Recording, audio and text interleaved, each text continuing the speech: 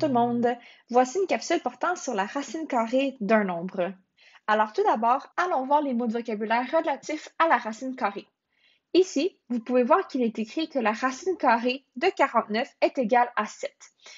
Alors par définition, faire la racine carrée d'un nombre, c'est l'inverse de faire l'exposant 2. Ça veut dire que ici, si je veux passer de 7 à 49, vous savez qu'on doit faire 7 exposant 2. Alors 7 exposant 2, c'est la même chose que 7 fois 7, ce qui donne 49. Et en secondaire 2, nous allons voir l'opération inverse, donc c'est-à-dire comment on fait pour passer de 49 à 7. Eh bien ça, c'est de faire la racine carrée. Une autre façon de voir la racine carrée, c'est de se dire que la racine carrée de 49, c'est de se poser la question, c'est quel nombre fois quel nombre? Quoi fois quoi donne 49? Eh bien, ta réponse, c'est 7, parce que 7 fois 7 donne 49. OK, alors à travers cette opération, nous avons quelques notations et quelques symboles qui sont importants. Par exemple, lorsque nous regardons le symbole de la racine carrée, qui est le crochet ici, il y a un nom particulier, on l'appelle le radical. Le nombre que nous retrouvons à l'intérieur du radical, nous l'appelons le radicande, alors que le nombre que nous obtenons suite à l'opération, on l'appelle la racine carrée, tout simplement. Allons voir comment ça fonctionne avec d'autres valeurs numériques. Alors ici, la racine carrée de 36 est notée comme ceci. Donc, on note la racine carrée de 36. Et la réponse de la racine carrée de 36 est de se poser la question, quoi fois quoi me donne 36? Et ici, c'est bel et bien 6. Parce que on sait que 6 fois 6 me donne 36. Si on procède de la même manière, on veut savoir quelle est la racine carrée de 144.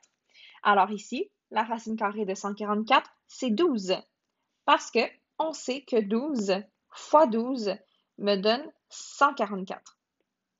Alors vous voyez, l'opération, c'est aussi simple que ça. Maintenant, allons voir comment on peut aller jouer avec la position de nos nombres. Par exemple, si je veux travailler à l'inverse, je me pose la question, la racine carrée de quel nombre me donne 8? Se poser cette question, c'est la même chose de se dire, mais 8 fois 8, ça donne combien? Et nous savons que 8 fois 8 donne 64. Ainsi, la racine carrée de 64, c'est 8.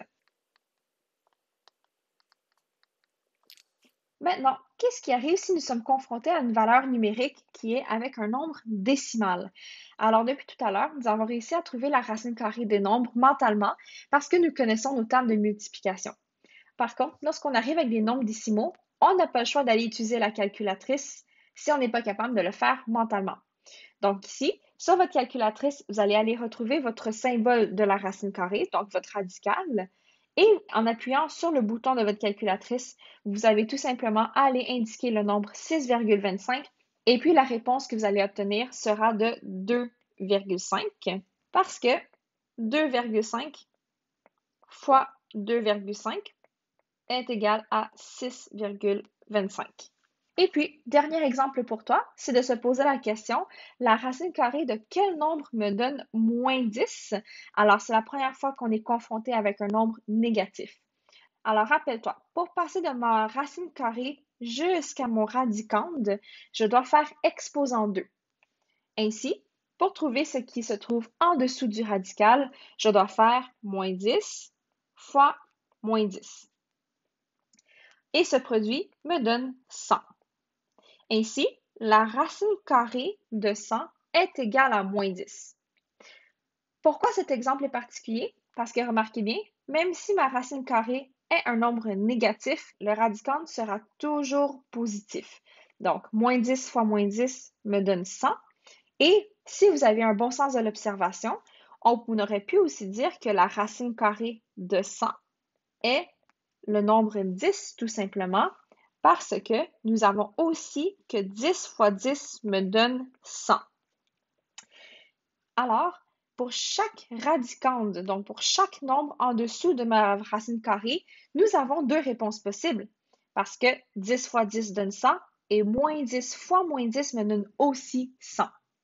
Ceci est donc une caractéristique très importante de la racine carrée. OK, allons voir deux propriétés qui sont très importantes. Premièrement, il est impossible d'extraire la racine carrée d'un nombre négatif.